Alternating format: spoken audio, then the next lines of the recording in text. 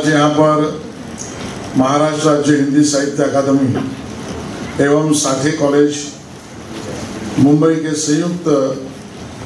तरीके से आयोजित इस गोस्वामी तुलसीदास जयंती समारोह में उपस्थित हमारे अकादमी के अध्यक्ष डॉक्टर सुधाकर मिश्र जी, यहाँ पर उपस्थित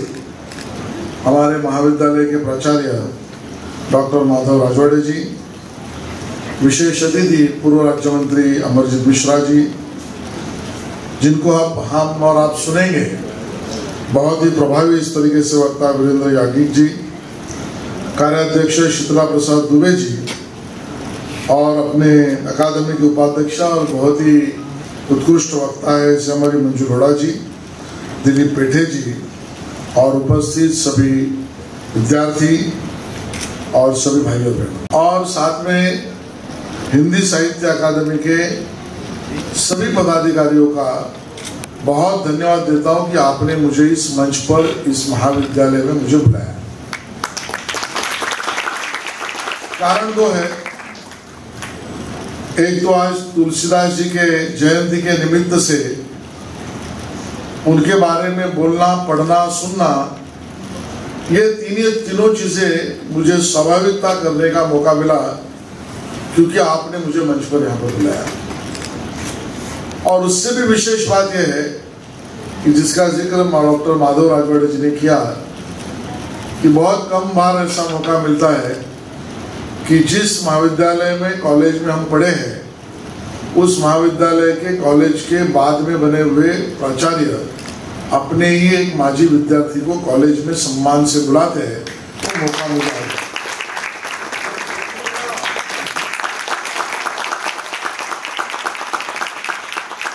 मुझे ध्यान में दिया है कि मैं 2 बार माधव राजवाड़े जी का नाम लूंगा तो मुझे और ज्यादा तालियां मिलने वाली है, लेकिन फिर भी मैं भाषण तुलसीदास जी पर ही करूंगा।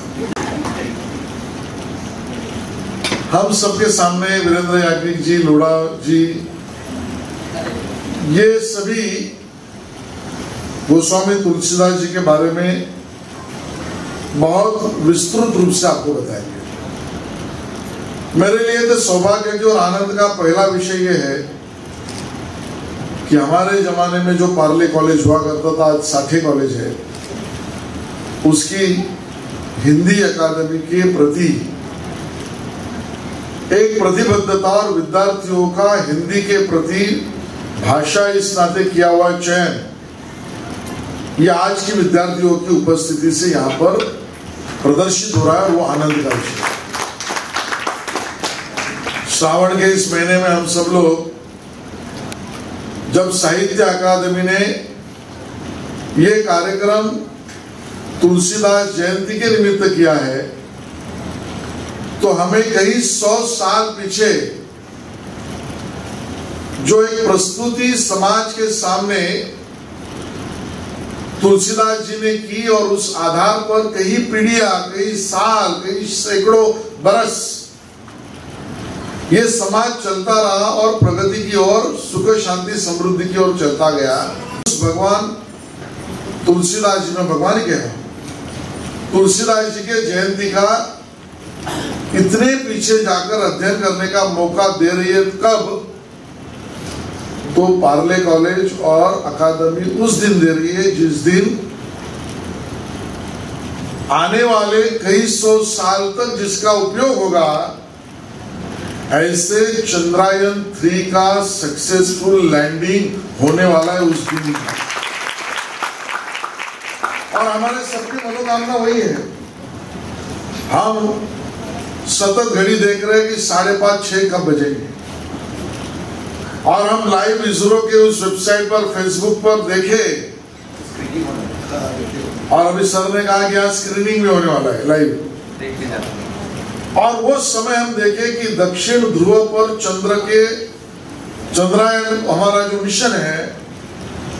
वो इतना सॉफ्ट लैंडिंग करे कि अपने आप वहां पैर जमा दे और पूरे दुनिया को चंद्रमा के बारे में जानकारी दे। ये अपने वैज्ञानिकों की सफलता को देखने का ही। और मुझे आनंद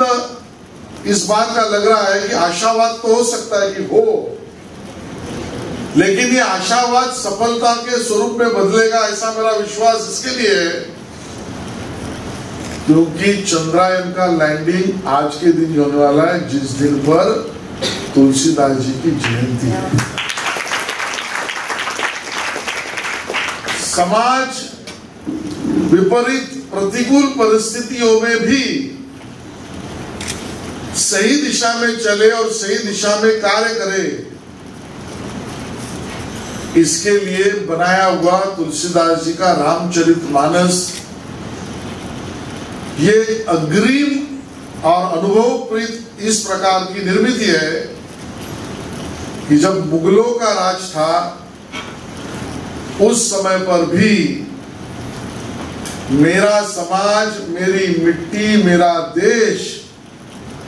एक ऐसे दिशा में चले जहां पर संस्कृति भी हो और संस्कृति के साथ साथ विकास की भी बात। और ऐसे रामचरितमानस के निर्माता तुलसीदास जी जो अध्यात्म तत्वज्ञान के साथ साथ विकास और अगली पीढ़ी और अगला देश बने इसकी चिंता करते हैं, उनकी जयंती के दिन चंद्रायन 3 का लैंडिंग है और इसके लिए कार्यक्रम विशेष कार्यक्रम है। मुझे पता नहीं कि मैं पूरा रामचरितमानस कब पढ़ पाऊं। मेरे जीवन में मैंने ऐसी बड़ी लिस्ट बनाई है कि जीवन में कुछ भी करके करना है, उस यादी में अनुक्रमिका में ऊपर रामचरितमानस जरूर है। लेकिन रामचरितमानस के उस पूरे विषय को समझने के पहले अगर मैं तुलसीदास जी को समझ पाऊं तो उन्होंने किया हुआ निर्मित रामचरितमानस के पीछे वजह, हेतु, उद्देश्य और प्रक्रिया क्या है मैं समझ पाऊंगा। और इसके लिए मैं विद्यार्थियों से जरूर कहूंगा कि आप आज के इस कार्यक्रम में यहाँ पर आए, हमारे अतिथियों का सम्मान किया, भाषण को सुना और चले गए, इतना ही अगर कार्यक्रम का स्वरूप आपके जीवन में रहा तो एक कार्यक्रम जो जिंदगी में हो गया, इतना ही आपको ध्यान रहेगा। वहां पर समाज इस प्रकार चले कि भक्ति की भी बात हो और भक्ति के साथ साथ लोक मंगल किस तरीके से करना उसका उपदेश हो। मेरा समाज निष्ठा को अपना प्राण समझे और उस निष्ठा के आधार पर अपने चरित्र को बनाए, लेकिन उस बनाए हुए चरित्र को लोक कल्याण के रूप में समाज को दे, उसका उपदेश भी हो। और इसके लिए रामचरितमानस भगवान राम के प्रति श्रद्धा, निष्ठा, भक्ति का तो परिचय है ही, लेकिन रामचरितमानस में भगवान श्री राम का वर्णन करते समय लोक संरक्षण, लोक कल्याण और लोक मंगल, इसका रास्ता दिखाने का भी काम रामचरितमानस में। बजाय उसके अगर आप इसको आने वाले अपने जीवन में आगे चलने की प्रक्रिया में एक रामचरितमानस के निर्माण करने वाले तुलसीदास जी को समझे, ऐसे मन में ठान ले, तो आपके जीवन में आने वाले व्यक्तित्व विकास के कार्यक्रम में एक सॉफ्ट लैंडिंग सहजता से हो। और वो सॉफ्ट लैंडिंग आप सब लोग करें, इतना ही आपसे निवेदन करता हूं। और अंत में जाते जाते राजनेताओं के बारे में आपका जो समझ है उसको छेद न लगे, इसके लिए देरी से आया लेकिन जल्दी जाऊंगा। इसके लिए आपकी परवानगी लेता हूं, अनुमति मांगता हूं और यहाँ पर रुकता हूं। बहुत बहुत धन्यवाद। जय हिंद, जय भारत।